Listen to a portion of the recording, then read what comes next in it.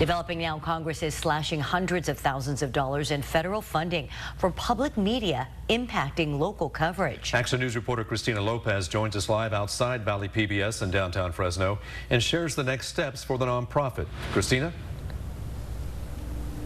Warren and Margot, both Valley PBS and Valley Public Radio, said it will now turn to the community for support in the form of donations as these cutbacks are expected to take effect in the next 2 months.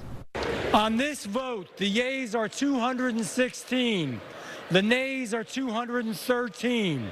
The resolution is adopted. Late Thursday, House Republicans voted to cut back $9 billion in congressional approved funding, including $1.1 billion in cuts to the Corporation for Public Broadcasting. The financial ripple effects in the hundreds of thousands of dollars for local stations, Valley Public Radio and Valley PBS. Valley PBS facing challenges in the past, most recently when its tower and transmitter were hit by a lightning strike on Bear Mountain a year ago.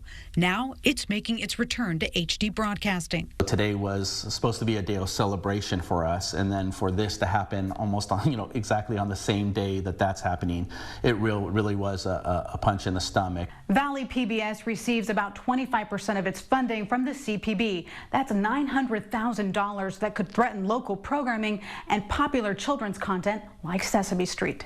It's a station that you can put your child in front of the television set and know 100% that they're watching wholesome programming. Valley PBS receiving letters from both adults and kids, like this 12-year-old viewer who writes, "I'm so glad that you made my childhood special." The cuts extending to national public radio stations, including Valley Public Radio, an NPR member station that serves 80,000 weekly listeners from Atwater to Bakersfield. Beginning October 1st, KVPR will not receive any future federal funding. The impact about $175,000. The vote in Congress only deepens our commitment to serve the Valley. Communities rely on public radio for emergency alerts, especially during severe weather. Impacts to emergency alerts will be largely felt in rural parts of the country, in places like Alaska, the rural Midwest, the desert Southwest, the deep South, where federal support has made up 30, 40, 50% of their budget. Moore says those alerts aren't going away here locally. Hear from people who say, I learned to speak English by listening to your station.